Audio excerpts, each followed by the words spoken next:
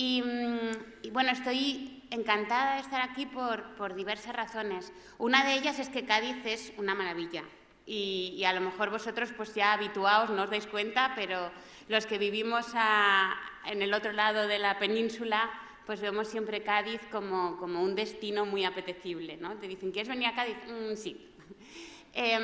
En segundo lugar, porque esta universidad tiene muchísima lingüística y todos los que no participamos de esta universidad tenemos muchísima envidia.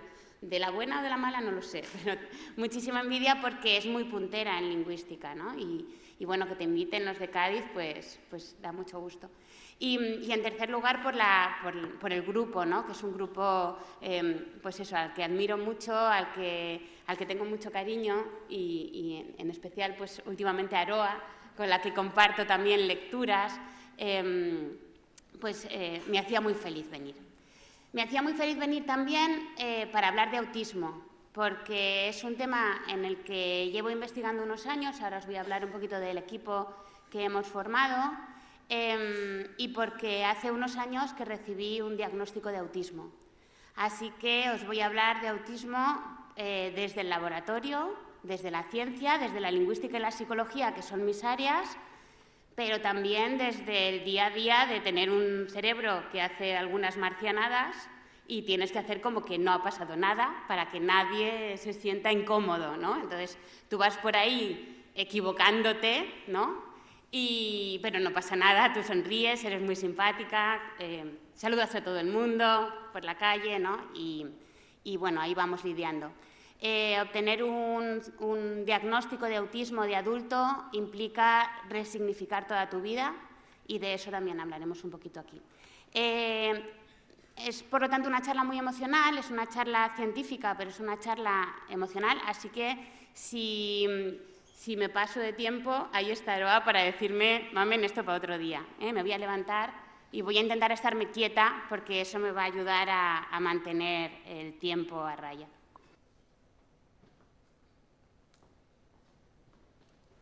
Estupendo.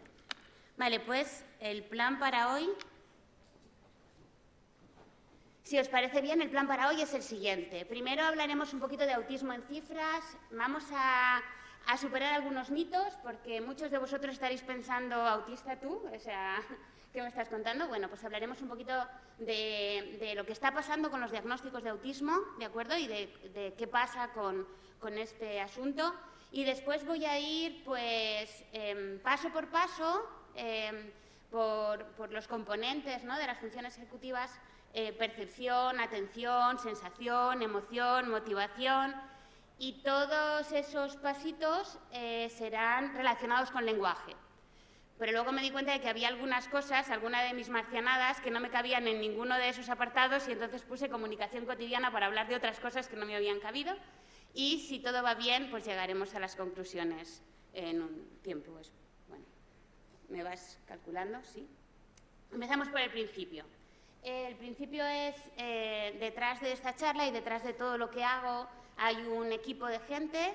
Ernesto Reaño y María Gómez González son dos psicólogos que están María desde hace 15 años, Ernesto desde hace 25, día a día con población autista. Ernesto además es lingüista, además de psicólogo, y está haciendo la tesis doctoral conmigo ahora. La estamos haciendo sobre conceptualización en el autismo, luego hablaremos de eso. María está escribiendo conmigo un libro que va a salir en un año sobre la comunicación en el autismo, una comunicación diferente, esto no sé si se puede decir, no sé si la editorial le parece bien, en el que va a hablar de las consecuencias comunicativas del autismo. Y luego Marta está haciendo la tesis conmigo sobre adquisición de segundas lenguas en autismo, y Yaiza hace la tesis conmigo sobre la literalidad en el autismo, que tiene muchas ramas, ¿no? Porque está todo el lenguaje figurado, ¿no?, metáfora, ironía, ¿qué nos pasa con eso? Pero también a mí me parece todavía más importante los actos de habla, la intención comunicativa, ¿no?, esa ingenuidad que tenemos los autistas. Bueno, pues los cuatro están detrás aquí conmigo, ¿no? No han venido, pero los cinco trabajamos mucho en grupo. Bien, vamos a empezar por el principio, el autismo en cifras y esto que he llamado yo más allá de los mitos. La OMS actualmente estima que el 1% de la población mundial es autista y os digo que es conservadora porque en los últimos estudios están llegando casi a un 3%, uno de cada 36 personas sería autista o tendría un cerebro autista. Eso es mucha gente. Si empezáis a pensar toda la gente que conocéis, pensad que uno de cada 36 es autista. Ahora pensad cuántos autistas conocéis. Bueno, yo cuento, ¿eh? Y os daréis cuenta de que la mayoría de los autistas que conocéis, porque los conocéis, no sabéis que es autista y a lo mejor ellos mismos tampoco lo saben, porque hay un gran infradiagnóstico. Hay mucha gente que dice que ahora hay un sobrediagnóstico. No, lo que hay es un infradiagnóstico porque no se entiende lo que es el autismo y de eso es de lo que quiero que hablemos. La imagen que todos tenemos del autismo es esto, ¿no? Un niño, como mucho, como todos hemos visto Big Bang Theory, pues un jovencito, ¿no? Pero en cualquier caso, varón y blanco, cis, hetero, bueno, toda la retahíla, ¿no? De clase media, patatín, patatán. Con déficit cognitivo o bien un genio, es decir, parece que hay que estar en los márgenes, ¿no? Para ser autista, o bien tienes deficiencia cognitiva o bien eres, ¿no? Einstein, o yo no digo que Einstein sea, pero así un genio. ¿Y qué pasa en la realidad? Bueno, pues en la realidad lo que pasa es que el autismo no se pasa con la edad. Así que si eran autistas de pequeños y de jóvenes, pues de adultos también. ¿Que se nos nota menos? Se nos nota menos. ¿Por qué? Porque vamos teniendo herramientas para camuflarnos. Entonces las cosas que yo hacía con 10 años ya no las hago, pero tengo el mismo cerebro, exactamente el mismo. Es independiente del CI, por lo tanto vamos a tener una curva normal. Es cierto que dentro de esa curva normal, en nuestro caso, en los cerebros autistas, hay más gente en los extremos. Pero no quiere decir que seamos todos en los extremos, ¿no? Sino que nuestra curva normal a lo mejor tiene más, o sea, menos bajada en los extremos, ¿no? Pero sigue habiendo, la mayoría de los autistas tienen un CI dentro de los parámetros normales, igual que las personas no autistas, que la mayoría están dentro de los parámetros de normalidad, ¿no? Vale. Hay muchas más mujeres de lo que se pensaba. Antes se pensaba que era un problema que tenían solo los chicos, que las chicas teníamos una especie de defensa biológica. Hoy se sabe que hay muchísimas mujeres no diagnosticadas y que probablemente es posible que incluso no haya sesgo de género, es decir, que el autismo se dé tanto en hombres como en mujeres. Una vez más, y no me quiero poner feminista, pero una vez más todos los diagnósticos se habían hecho con el fenotipo masculino, porque a los que habían mirado era a hombres. Y claro, nuestro fenotipo es diferente. Os voy a poner un ejemplo, luego cuando salga lo paso. Los turnos de palabra. Los autistas no tenemos ni idea de cuándo nos toca hablar, ni idea. O sea, es una cosa que es como aleatorio, ¿no? Como cuando jugaba a la comba, ¿no? ¿Cuándo me meto en la comba, no? Los hombres tienden a no hablar y las mujeres tendemos a no callar. Es decir, monopolizamos las conversaciones. Si tenéis una amiga que, como yo, monopoliza todas las conversaciones, ahí empezar a mirar. Luego, claro, si tú ves a una chica que no deja de hablar, ¿cómo vas a pensar que es autista? Pero es que el déficit es el mismo. Yo no dejo de hablar porque no sé cuándo me toca callar. Entonces yo, por si acaso, yo sigo hablando, ¿no? Además se ríe la gente, tal, todo bien, ¿no? Pues sigo hablando. Pero hay muchas personas, también hay mujeres que no hablan y hombres que hablan. Pero es verdad que socialmente a nosotras nos instan a que seamos sociables. Y entonces si te obligan un poquito a ser sociable, tú eres extrovertida, intentas agradar a la gente, pero no sabes cuándo te toca callar y cuándo te toca hablar, pues tiendes a tener un comportamiento que no es el típico que uno esperaría de un autista. Bien, hay autistas de todas las razas, obviamente, y con todas las discapacidades, y lo que estaba ocurriendo es que las herramientas de diagnóstico estaban sesgadas. Ahora no hay una epidemia, lo que ocurre es que hasta ahora estaba infradetectado. Muy bien. Voy a seguir con algunos mitos, así como para dejar las cosas claras. El autismo no es una enfermedad. ¿Qué es el autismo? Pues es una forma de percibir y sentir la realidad de forma distinta. Nuestro cableado es distinto, nuestro sistema nervioso es diferente, la forma en que conceptualizamos la realidad es diferente y por eso tienen sentido las tesis que estamos haciendo. Y por lo tanto, no se contrae. ni con vacunas, ni con madres nevera, ni con dispositivos, ni con nada de lo que se ha dicho. Tiene una fuerte carga genética. Es verdad que los seres humanos somos biología y cultura y, por lo tanto, en determinados contextos se nos va a notar más. Es decir, yo en un contexto en el que sea un contexto de mucho cariño y de mucha tranquilidad, etcétera, no soy la misma persona que en un contexto en el que todo es muchísimo más agresivo, ¿no? Bueno, pues obviamente eso tiene que ver también con cómo manifestamos nuestro cerebro, nuestro cableado distinto, pero no se contrae con nada externo y tampoco se cura. Estos vendehumos que te venden lejía para curar el autismo no funciona y además se están aprovechando de las personas vulnerables. Tampoco se cura con terapia ABA. No sé si conocéis la terapia ABA. La terapia ABA lo que hace es esconder nuestras peculiaridades, que no se note, que no molestemos. Pero eso lo único que hace es que nuestra ansiedad suba muchísimo. Porque si a ti te gusta aletear para estarte más tranquila y no te dejan aletear, pues esa ansiedad no te está saliendo.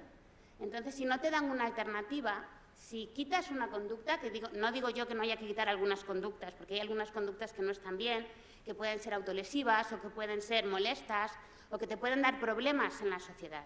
Pero si quitas una conducta, tienes que dar alguna alternativa, ¿no? Por ejemplo, yo siempre que tengo un boli en la mano le estoy dando vueltas, ¿no? Y eso es un stimming, eso a mí me relaja, pero está socialmente admitido y no pasa absolutamente nada, ¿no? Mira qué maja lo que hace con el boli y ya está. Algunos se pondrán nerviosos, pero es una cosa... Pero en cambio, si aleteara y así, como hacen algunos de los niños más pequeños, pues la gente se quedaría mirando como diciendo...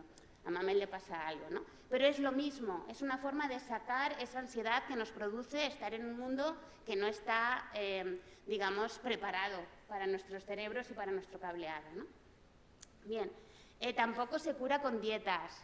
Es verdad que, ya sabéis, hay una relación muy directa entre el funcionamiento cerebral, neuronal y nuestro estómago. Dicen que es el segundo cerebro.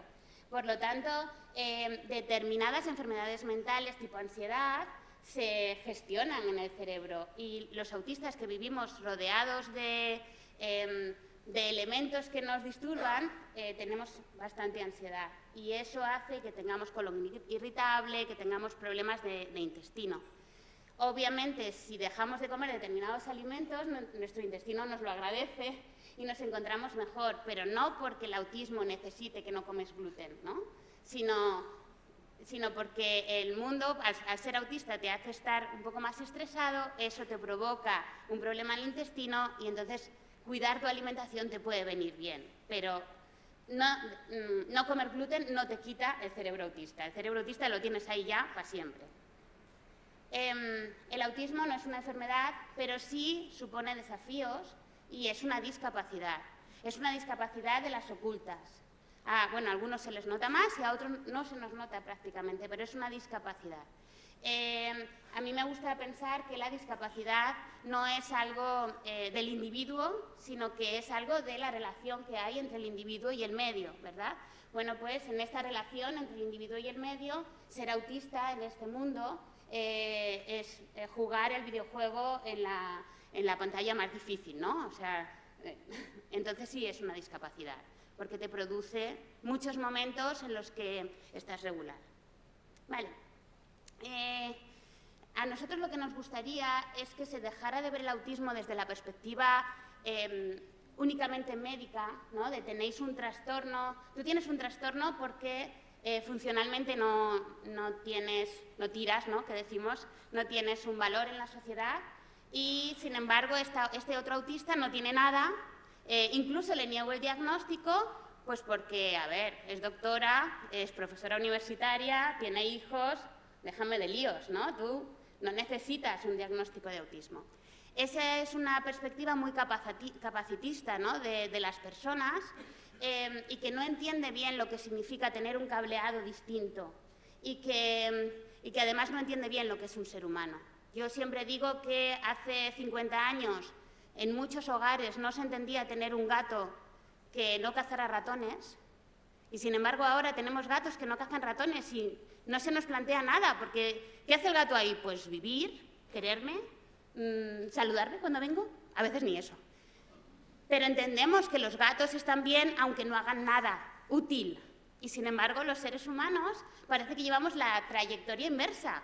Porque antes en todas las familias había un anciano, había una persona que no trabajaba, había alguien que no era extremadamente funcional y productivo y no pasaba nada. ¿Qué hace él en la vida? Pues estar ahí, no sé, quererme, saludarme, a veces ni eso. No pasaba nada, ¿no? Y en cambio ahora es como, a ver, ¿tú funcionas? Pues no me des mal. No tienes autismo ni tienes nada. No, es que el autismo es un cableado distinto. Nada, tú funcionas, ¿no? Pues ya está. Y tú no funcionas, pobrecito. Entonces tienes un trastorno, una enfermedad, un problema, te voy a dar lejía. Entonces, desde la ciencia, desde la investigación, lo que queremos ver es cómo procesa la información un autista y qué consecuencias tiene ese procesamiento de la información, ese cableado distinto para su interacción con los demás todos los días, ¿no? Bueno.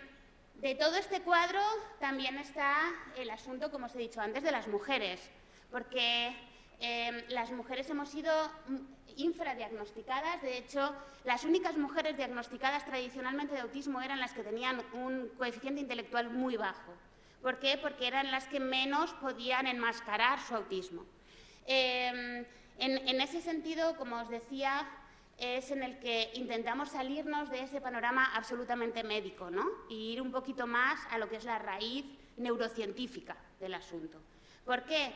Porque cuando alguien tira, cuando alguien es funcional, pero tiene un cableado distinto y hace muchas cosas mal todo el rato y no entienden nada de lo que pasa alrededor y no le entienden a ella, pues acaba con problemas de autoestima, acaba con problemas de comunicación, con fracaso social, ansiedad, depresión, riesgo de suicidio, y tenemos 36 años menos de esperanza de vida que la población normal, normotípica, ¿no? Entonces, creo que es lo suficientemente importante, aunque tiremos, aunque desarrollemos proyectos de investigación, aunque tengamos hijos, aunque no demos guerra, no damos guerra, pero hay un problema ahí y hay que mirarlo, ¿no? Esa sería la idea. Vale. A mí me gustaría, con estas charlas, con el libro, con toda la investigación que estamos haciendo, darle una vuelta de tuerca. El problema no somos nosotros, el problema es que hay dos tipos de cerebros con cableados distintos intentando comunicarse, ¿de acuerdo? Y no está funcionando. Entonces, no está funcionando por las dos partes. Yo no os entiendo, pero vosotros tampoco me entendéis a mí, ¿no? Bueno, vosotros, aquellos que no seáis autistas, porque algunos de vosotros seréis autistas por estadística. Bien, la triada de Wing, si alguno es un poquito conocedor de autismo, habrá oído hablar de esto, los problemas de comunicación, la interacción social y la inflexibilidad cognitiva, ¿no? Que es los problemas de comunicación todo el mundo lo conoce porque hay algunos autistas que son no verbales incluso, y los que somos verbales tenemos problemas de inhibición, no sabemos cuándo tenemos que hablar, somos muy pedantes, bueno, hay muchas más cosas, ¿no?, que nos dicen. Bueno, todos estos problemas de comunicación, la interacción social, ¿no?, los problemas que tenemos para hacer amigos y sobre todo para mantenerlos en distancias cortas. Yo soy la amiga perfecta a distancias medias, ya lo iréis viendo, pero en distancias cortas, esa es mi silla, no me quites mi silla, yo como a tal hora, ¿no? Entonces, a distancia media, que te voy a ver solo una vez en mi vida, siéntate donde quieras. Pero si vas a ser mi hijo, mi madre, mi pareja, esa silla es mía, ¿no? Y esto hay que tenerlo claro desde el principio.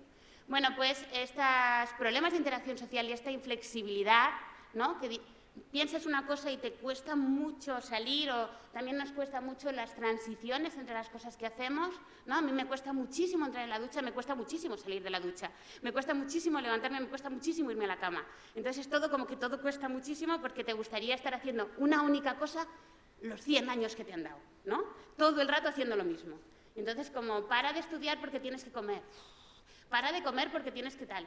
Es como, ¿no? Pues esta inflexibilidad tiene que ver también con eso. Bueno, pues todo esto en realidad no es más que la consecuencia de un cableado distinto. Entonces tenemos que ir a las causas de por qué nos ocurre esto y también a las consecuencias en el día a día, ¿no? Vale, tenemos que, como lingüistas, como psicolingüistas, tenemos que revisar todo lo que sabemos sobre la relación entre lenguaje y cerebro porque nos hemos dejado al 1% en los cálculos más conservadores o hasta el 3% de la población fuera. O sea, todo lo que sabemos sobre semántica y pragmática tenemos que darle una vuelta, porque no todo el mundo lo hace igual, y de eso vamos a hablar hoy. La teoría de la relevancia. Bueno, las variables que hacen que algo sea relevante van a cambiar. La categorización, la forma en que categorizamos los conceptos, ahora vamos a hablar de eso, tiene que cambiar, porque nosotros no lo hacemos así. Una cosa muy dolorosa es cuando hacen todos estos estudios, hablan del cerebro humano, ¿no? El cerebro humano tiene estos parámetros, categoriza así, se relaciona así, y entonces uno piensa, ¿y yo entonces no soy humano?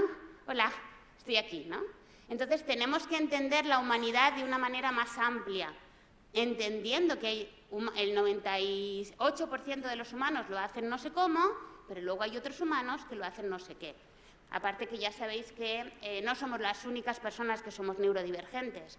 Hay muchos otros grupos donde yo no me voy a meter, porque no me voy a meter aquí en más líos, pero muchas otras condiciones, ¿no? El TDA o el mal llamado TDA, el Tourette, el TOC, el TPL, las altas capacidades. Hay miles no, pero hay unas cuantas condiciones que hacen que a lo mejor todas estas cosas que están diciendo acerca de los humanos tampoco se cumplen.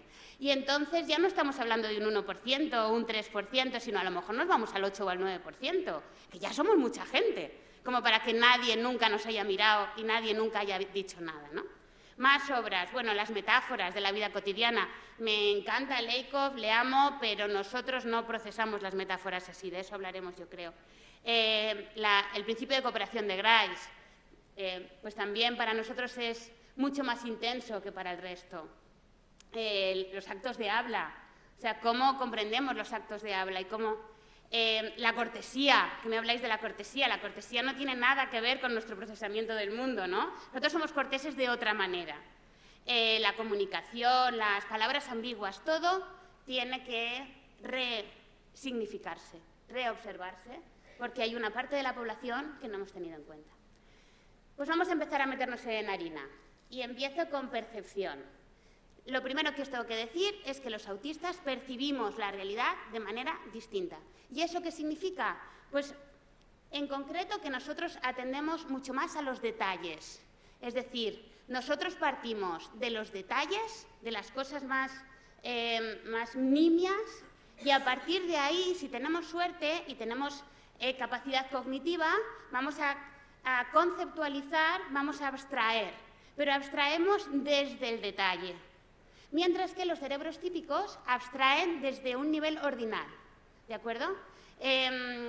Por ejemplo, para nosotros una palabra más básica es chihuahua, mientras que para los cerebros típicos es perro, ¿de acuerdo? Para nosotros es mucho más frecuente, mucho más interesante, la aprendemos antes a diferenciar entre un chihuahua y un perro lobo que a decir perro.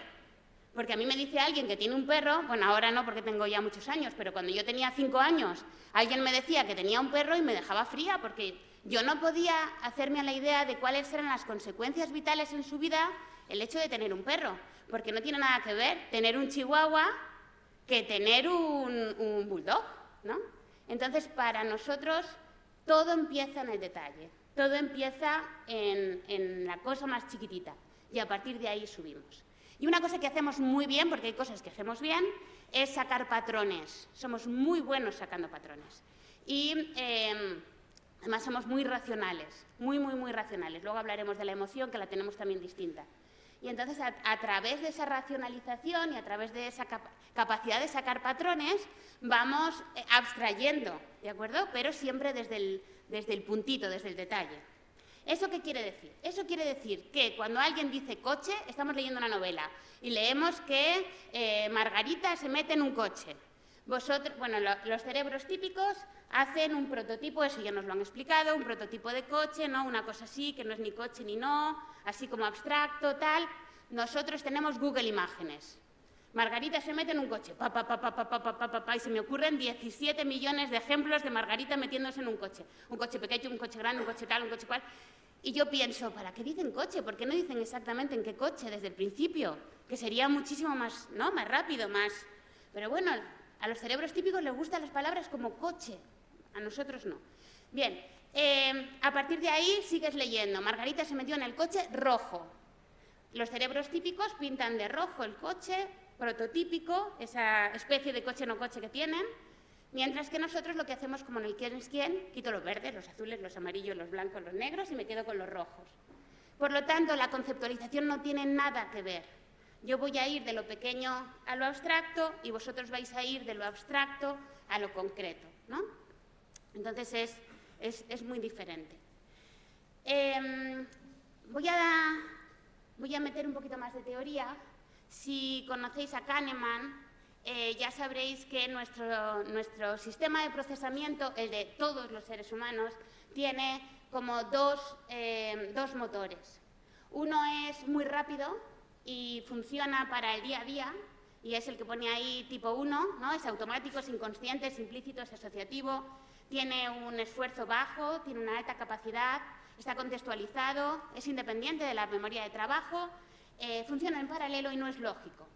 Cuando tú vas a ponerte en la cola del súper y de repente tienes ahí como una corazonada o qué sé yo qué, y dices, me pongo en esto, ¿no? Y lo decides, tu cerebro habrá utilizado miles de variables, Pero eso ocurre también cuando estás hablando con alguien y sabes que se está enfadando, porque lo sabes, ¡pum!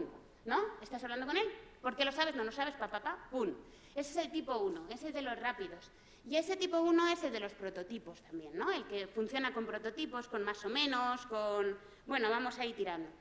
Todos los seres humanos tenemos también un segundo tipo de procesos, esto es Kahneman, es muy clásico, que es lento, controlado, consciente, explícito, basado en reglas, de más alto esfuerzo cognitivo, una capacidad más limitada por eso, es más abstracto, está limitado por la capacidad de trabajo de nuestro cerebro, es serial, una cosita detrás de otra, por lo tanto es lento, ¿no? Y es lógico. Esto es lo que hacemos cuando hacemos ciencia, por ejemplo, ¿no? Entonces, cuando los cerebros típicos piensan en coches, como más o menos, o fruta, más o menos. Pero cuando piensan en, qué sé yo, en telicidad, que es un rasgo científico, ¿no? Psicolingüístico, no, telicidad es una cosa muy concreta, ¿no? Con unos límites muy determinados, etcétera, o estélico o no estélico. Pero una cosa puede ser coche y no coche, ¿no? Cuando yo era pequeña y me dijeron que el tomate era una fruta, me acuerdo perfectamente, tenía 7 años y alguien me dijo que el tomate era una fruta y yo me quedé pasmada, me fui rápidamente a la enciclopedia de mi padre y lo que hice fue cambiar la definición de fruta, porque no me cabía tomate. Mis amigos decían, bueno, pues será una fruta rara, ¿no? Ahí en los márgenes, no pasa nada, yo sigo con mis frutas, ¿no? Ese es el cambio fundamental. Bien, pues estos dos tipos de procesamiento, digamos que los típicos, el 1 lo hace súper bien y el 2 le cuesta, y por eso solo si tienes un alto coeficiente intelectual llegas a científico y llegas al tipo 2, mientras que nosotros hacemos bastante bien, no es por alardear, pero bastante bien, el tipo 2, de hecho lo hacemos todos los días con todas las decisiones, y de ahí que no sepamos en qué cola ponernos del súper, ¿no? Porque todo es racional, pero tiene una ventaja porque está la señora, pero la otra señora, pero no sé qué, y entonces te pegas 10 horas hasta que tomas una decisión. El tipo 2 lo hacemos muy bien, somos muy lentos, pero el tipo 1 lo hacemos muy mal, ¿no? Entonces, la forma que tenemos de percibir la realidad y de procesar los datos es muy distinta. Vale, y eso lleva a que tengamos problemas de categorización. Algunos autistas no verbales, ¿no? Les va a costar categorizar. A los que somos verbales e incluso a los que tenemos una capacidad verbal superior, ¿no? Yo aprendí a hablar a los 18 meses como un señor de 40, me decían mis padres, yo no andaba, no me movía, no gateaba, ahí estaba quieta, no sabía moverme, pero hablaba con... Dice, antes de los 2 años metiste subjuntivo, o sea, era una cosa como así muy loca. Lo que nos pasa es que tenemos muchísimo léxico y es un léxico que a veces por el que a veces nos han etiquetado como pedantes, ¿no? Pero no es por soberbia, no es por querer ser más, sino porque exactamente esa palabra es perfecta, ¿no? Y es la que define concretamente, pues como si fueras un científico, que no vas a usar palabras vagas, sino que tienes que usar palabras estrictas, ¿no? Pues es que nosotros funcionamos con ese tipo de procesamiento. Y no podemos con los términos vagos. Por favor, si tenéis un amigo autista, no le digáis que nos vemos en un rato, porque nos estalla la cabeza, ¿no? Porque un rato no tiene definición, porque no tiene ejemplo. Vale. Me voy con la atención. ¿Cómo voy? Más o menos. Tenemos problemas con la inhibición. Esto es un problema, por lo que se ve, los autistas tenemos un problema con el tálamo, ¿no? Entonces, ese es el que filtra todo lo que vamos a ver, a oír, a escuchar, incluso a pensar, ¿no? Lo filtra para que al pobre consciente le lleguen las cosas un poco más ordenadas, un poco más filtradas, etcétera, ¿no? Nosotros tenemos problemas en esa inhibición, nos llega muchísima información, muchísima, a la vez, toda a la vez. Hay un superpoder que tienen los cerebros típicos, que yo no sabía que lo tenían, pero que es un superpoder que yo en la siguiente vida me pido, que es que cuando están hablando una conversación y hay más conversaciones alrededor, son capaces de bajar el volumen de todas las conversaciones de alrededor y escuchar solo a tu interlocutor. Eso a mí no me ha pasado nunca. Yo escucho al mismo volumen a mi interlocutor que a todos los demás del bar, al mismo volumen, porque a mí el tálamo no me debe funcionar bien, entonces no me filtra. Y entonces, claro, yo estoy hablando con él, pero le contesto al otro, al no sé qué le digo no sé cuántos, y entonces piensan que no estoy prestando atención. Pues yo es que estoy sobreviviendo, ¿no? Yo estoy sobreviviendo y muchas veces incluso veréis que nos tapamos los oídos para intentar entender, ¿no? Esto hace también que no miremos a los ojos, porque nos viene tanta información por todas partes que muchas veces no mirar hace que tengas más atención. Es decir, somos justo lo contrario de lo que esperáis, ¿no?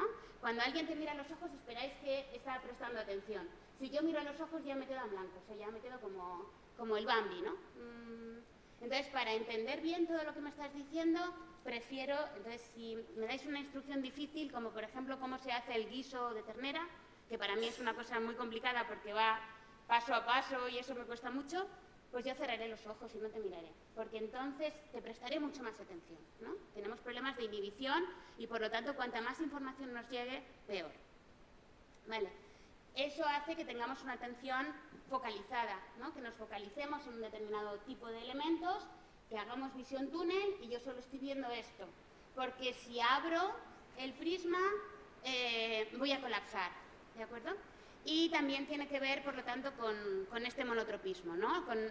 Por ejemplo, cuando estamos hablando nos enteramos de lo que nos dicen, pero no lo comparamos con el lenguaje verbal, con el contexto, con todas estas variables tan importantes en la conversación típica y que nosotros no tenemos en cuenta, porque si tuviéramos en cuenta no podríamos hablar a un ritmo normal. Entonces yo voy a hacer caso de lo que me digas y si pones una cara rara no la voy a gestionar, ¿no? Y a veces les digo a mis amigos, ¿estás enfadado? Y me dice, no. Y yo pienso, pobre, no se da ni cuenta de que está enfadado, ¿no? Porque yo me quedo solo con lo que me dice.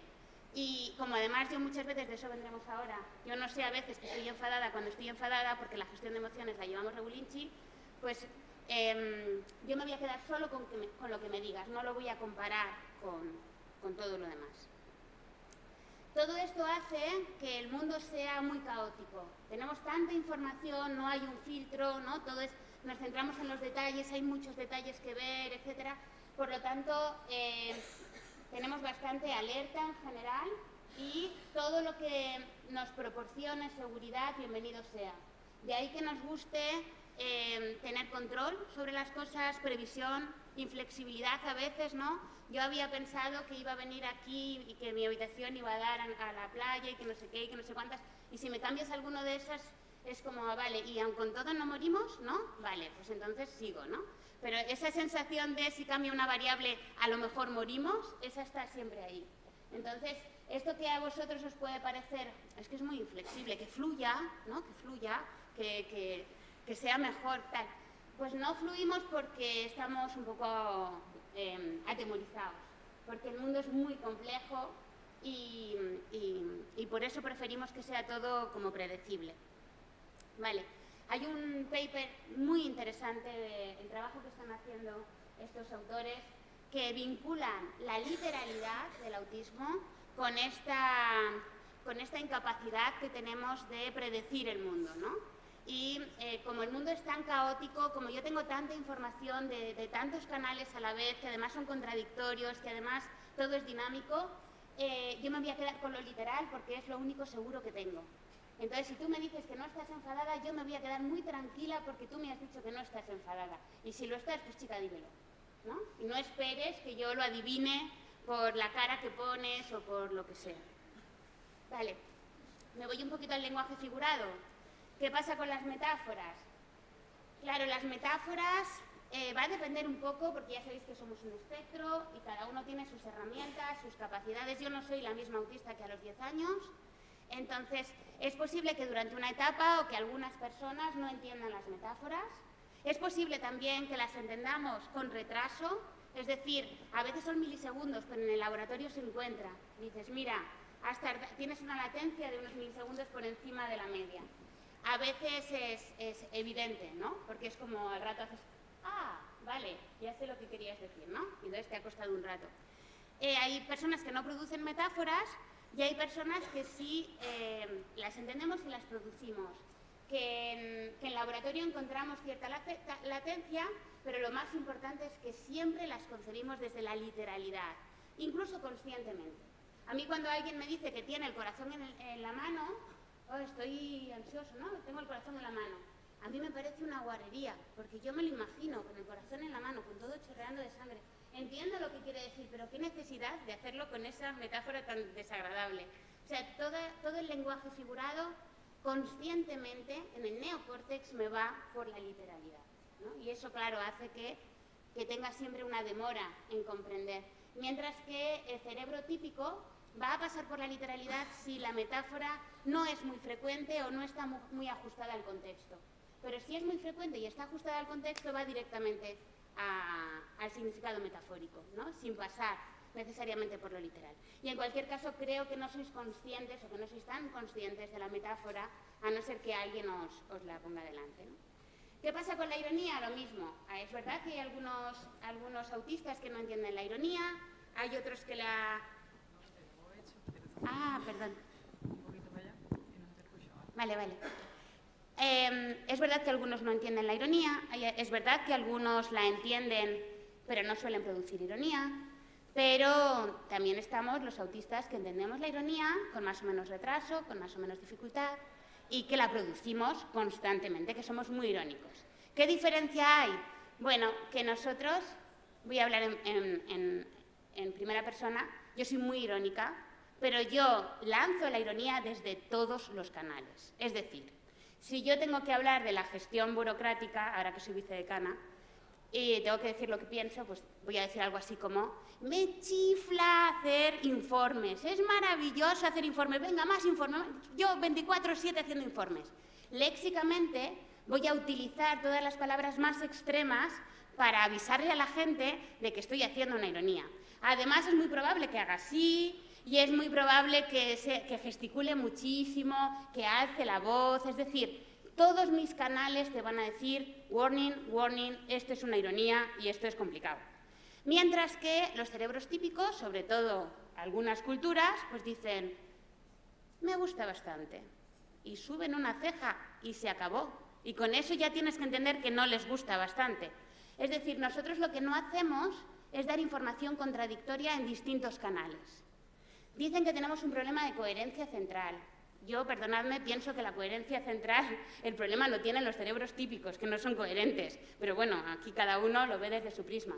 Pero la cuestión es que nosotros no mezclamos canales casi siempre porque no nos fijamos en todos los canales, porque vamos cerrando canales, ¿no? Y cuando veáis a una persona autista que está haciendo ironía, ya veréis que somos muy explícitos normalmente, ¿no? Porque nos parece muy importante que el otro sepa que estoy siendo irónico, ¿no? Esa es la idea. Vale. Lo mismo que os decía con las metáforas, que pasamos por la literalidad, somos muy conscientes de las ambigüedades. Vemos todas las posibilidades de todas las cosas a la vez. Yo tengo un hashtag, como decía antes Aroa, tengo un hashtag en Twitter en el que categorizo ambigüedades léxicas, ambigüedades sintácticas, ambigüedades pragmáticas, todo tipo de ambigüedades. Y todos los días categorizo 5 o 10 chistes, ¿no? Y ahí, todo el día ahí categorizando, que a mí como que me relaja muchísimo y me encanta, ¿no? Y es una cosa que me da mucha paz. Pero mucha gente me dice, pero mamen, ¿cómo ves tan rápido las ambigüedades? ¿Cómo puedes...? Me mandan un chiste y al segundo ya está categorizado en el hilo que sea, etcétera. Pues porque nosotros somos muy conscientes de todas las posibilidades. Por eso es tan cansado hablar, ¿no? Y por eso es tan cansado, sobre todo, una conversación. Porque tienes que ir como desechando posibles significados adicionales. Vale, me voy con las sensaciones. La mayoría de los autistas tenemos un trastorno de procesamiento sensorial, nos tenemos que hacer un perfil sensorial y entonces pues casi todos tenemos hiper o hiposensibilidades acústicas, ¿no? Por eso muchos autistas, sobre todo niños, se tapan los oídos, pero también a veces no escuchamos. Cuando estamos ahí focalizados con algo, aunque nos llamen por nuestro nombre, es que no lo hemos oído y no nos creen, pero si te he dicho mamen 10 veces, pues no lo he oído porque he estado focalizada en otra cosa, ¿no? Hiper e hipo. Yo tengo mucho problema con la luz, ¿no? Estas luces, por ejemplo, me están proporcionando mucha... Y seguramente mi sistema nervioso, pues luego esté como alterado porque te está dando la luz de centro, ¿no? Entonces tenemos que estar siempre pues con luces como por abajo, etcétera. Pero también hay algunos autistas que son hipo, gracias, que son hipo y les encanta y están mirando siempre cómo brilla todo, etcétera, porque tienen justo lo contrario, ¿no? El olfato, hay algunos autistas que son muy especialitos con los olores, ¿no? Y, oh, que esto huele muy mal, tal. También es verdad que muchos de nosotros tenemos sinestesia. Yo todos los olores los siento en la boca, algunos sonidos también. Bueno, pero no me quiero liar. El gusto, ¿no? Muchos tenemos una selección alimentaria, no podemos comer cualquier cosa porque la textura, el gusto... no es que no me guste, no, es que vomito, o sea, es que no lo puedo soportar, es como si vosotros comierais cualquier cosa que podáis pensar que es imposible comer. El tacto, ¿no? Estar normal y de repente un poquito alterada y la etiqueta que tienes aquí es que no la soportas y la tienes que arrancar como sea y a veces un agujero en la chaqueta, ¿no? Porque has arrancado ¿no? Pues estos problemas con el tacto. La propiocepción. Si yo cierro los ojos no sé dónde tengo el cuerpo, no sé en qué postura estoy. Para saber en qué postura estoy me tengo que mirar o tengo que moverme, si no, yo no tengo conciencia de mi cuerpo. Y por eso nos sentamos con la pierna para aquí, la pierna por allá, ¿no? Que es como, mamen, por favor, siéntate bien. Y hago así con el balanceo la silla y todas estas cosas que hacemos que se supone, según he leído, que es para sentir el cuerpo, ¿no? Viene muy bien, si hay alguien que se está sintiendo identificado, viene muy bien hacer pesas. Yo desde que hago pesas, la verdad es que mejor con la propiocepción, un poco mejor, sí. Y lo peor de todo es la interocepción. No, yo me siento bien o me siento mal, pero no sé si tengo sed, si tengo hambre. Yo soy la mejor compañera de viaje porque no doy ninguna guerra, nunca quiero ir al baño, ni tengo sed, ni tengo hambre, ni estoy cansada, ni nada, todo bien, y de repente me desmayo. Y claro, y no se sabe por qué me he desmayado. ¿Cuántas horas llevas sin beber? ¿Cuántas horas llevas sin ir al baño? ¿Cuántas horas llevas sin comer? ¿No? Porque tienes un problema de interocepción. Y este problema de interocepción te lleva también a no entender las emociones, porque las emociones se entienden a través del cuerpo. Cuando tú sientes una cosa en el estómago, según el contexto, dices, uy, este chico me gusta, o esto me está dando mucho asco. Porque es así, a lo mejor la misma sensación, en un contexto lo interpretas de una manera y en otro contexto lo interpretas de otra. Si no tienes esta propiocepción muy clara, las emociones son todas muy vagas. No sabes si estás triste o tienes hambre, ¿no? Es como una cosa así vaga. Y las de los demás ya, eso ya sí que es, o te lo dicen o es imposible. De los steamings ya hemos hablado antes. Me voy con la motivación. ¿Para qué hablamos los autistas? Para transmitir información. No concebimos la comunicación para establecer relaciones sociales. Lo sentimos en el alma, pero para nosotros conversar no es una forma, conversar de la nada no es una forma de establecer relaciones sociales. Por lo tanto, las charlas sociales de ascensor, de pues sí, pues hace buen tiempo, pues parece que tal, pues no sé qué, nos parecen innecesarias. Porque nosotros cuando sentimos conexión con los demás es cuando sentimos conexión a través de la información, de la comunicación. Yo te voy a contar algo que me parece súper interesante o tú me estás contando algo que me parece súper interesante y ahí conectamos. Que pueden ser cosas de tu vida o pueden ser cosas de los dinosaurios en algunos niños o pueden ser cosas de los puentes o de lo que sea. Pero la cuestión es que conectamos a través de la información, no a través de hola, ¿qué tal? ¿Y qué tal el fin de semana? ¿Y qué no sé qué? Normalmente todas esas preguntas las llevas en la cabeza, tengo que preguntar tal, tengo que preguntar cuál, y cuando ya por fin... Sí.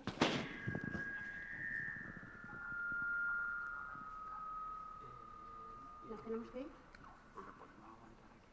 Vale. Sí, sí, perfecto. Muy bien. Que tenemos que acabar un poquito antes. Bueno, la cuestión es... Sí.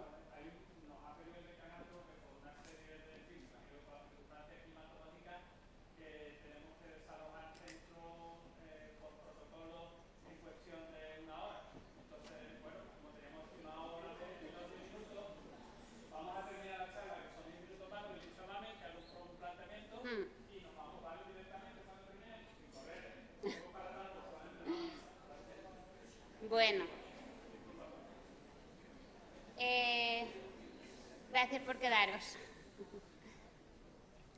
Bueno, esta es la razón por la que somos muy ingenuos y nos creemos lo que nos dicen, porque para nosotros, si la única explicación de que hablemos unos con otros es decirnos la verdad y transmitir información. También, como no miramos el lenguaje corporal, pues no entendemos cuando lo que nos están transmitiendo es contradictorio con lo que nos están diciendo, etc. Otra característica que tenemos es que somos muy prácticos. Entonces, si nos cuentas un problema, te vamos a dar una solución. Nunca vamos a decir, te entiendo, estoy contigo, hermano. Eso nunca ocurre. O sea, si tú me dices un problema, yo te voy a contar cuándo he tenido yo ese mismo problema y cómo lo he resuelto. Y no es por soberbia, ni por egocentrismo, ni por nada, sino porque me parece que es muy importante que encuentres una solución y por empatizar contigo de que yo he pasado por ahí, que yo he vivido eso y que se sale, ¿no? Entonces, me cuentes un problema, yo te voy a dar una solución. Y te voy a decir, pues haz esto y haz lo otro. Y además, si no lo haces, me voy a poner nerviosa. Pues chico, haz esto y hazlo ahora. Bueno, en fin, un desastre para la convivencia, pero hay que quererse, nos tenéis que querer así. Somos muy estrictos con todo, porque para nosotros, como os decía antes, no hay un prototipo, sino que hay una categoría estricta, con límites. Y si eso lo ponéis en las normas de conducta, en la moral, las cosas están bien o están mal. No hay un, bueno, pero es mi cuñado, no. O está bien o está mal. Somos absolutamente morales, absolutamente inflexibles con esto. Vosotros no nos entendéis a nosotros en la empatía, pero nosotros a vosotros tampoco. Si yo te cuento un problema y me dices, estoy contigo, hermana, pues voy a decir, vale, bien, pero ¿qué hago? ¿Qué solución se te ocurre? ¿De acuerdo? Luego, la incomunicación va por los dos lados. Hay un experimento maravilloso del juego del teléfono roto, donde entre autistas no hay ningún problema, entre no autistas no hay ningún problema, nos mezclamos y sale cualquier cosa, ¿no? Y este experimento es muy, muy interesante. Bien, en la comunicación cotidiana todo se complica porque la mayoría de nosotros no reconocemos, muchos de nosotros no reconocemos las caras. Yo no soy capaz de fijar una cara, no reconozco ni a mi hijo cuando lo veo por la calle, y esto es un problema. Entonces, ya a mi edad, pues ya tengo muchísimas estrategias. Entonces, si está aquí y me sonríe y me dice qué tal mamen, pues tiene que ser el que me ha invitado. Si resulta que es una mujer y un no sé qué, pues entonces será mi amiga no sé cuántos. Pero no dejo de reconocerme en el espejo, que eso sería como un grado más, que hay gente que no se reconoce a sí misma en el espejo, yo sí me reconozco, pero si cierro los ojos no me acuerdo de cómo es mi cara, no tengo ni idea de cómo es mi cara, ni la mía ni la de nadie. Un poquito de fantasía también. Vale. Nuestras neuronas no se sincronizan con las neuronas de los demás cuando conversamos. No hay ese baile que se produce con esas ondas gamma que se produce en vuestras conversaciones. A vosotros os da mucha felicidad hablar con los demás de la nada y os da mucha felicidad bailar, porque cuando ocurren estas cosas sincronizáis vuestro sistema neural con el compañero y entonces estáis como, ¿no?, en esa conversación neurona a neurona. Nosotros no, y por eso conversar de la nada no nos proporciona ninguna satisfacción y bailar, que lo hacemos bastante mal casi todos, tampoco, porque tenemos problemas motores, tampoco. Ya os he dicho que no sabemos con los turnos de palabra y los temas de conversación, si nosotros nos fijamos en cosas distintas y nuestro cableado es distinto, normalmente las cosas que nos interesan son distintas. Entonces, si queréis hablar de psicolingüística, ahí me tenéis a tope, pero como queráis hablar de algo que ha pasado en un programa de televisión o de tal, pues yo desconecto porque mi cerebro no se queda ahí, ¿no? Se va. Vale. Conclusiones, que nos vamos. El autismo es una condición que consiste en percibir y entender el mundo de modo diferente y tenemos que investigarlo como un acto de justicia, pero también como el único modo de entender realmente a la humanidad, porque somos una parte de la humanidad. Hay que volver a reinterpretar la semántica, la pragmática, desde esta hipótesis dual del procesamiento lento y el procesamiento rápido, y ver que hay personas de un tipo y personas de otro, ¿no? Y a partir de ahí, pues todas las tesis que hay que ir haciendo, ¿no? Y yo no las puedo dirigir todas, así que los demás os tenéis que poner también a trabajar. Cuidado con los problemas de comunicación, con esta doble empatía, ¿no? Daos cuenta de que no solo nosotros no os entendemos y obramos mal, sino que vosotros, cuando nosotros tenemos un problema, tampoco obráis como nosotros esperaríamos de vosotros, ¿no? Entonces tiene que haber más información. La neurodiversidad yo creo que es una riqueza y me gustaría que no le tuviéramos miedo. Muchísimas gracias por quedaros.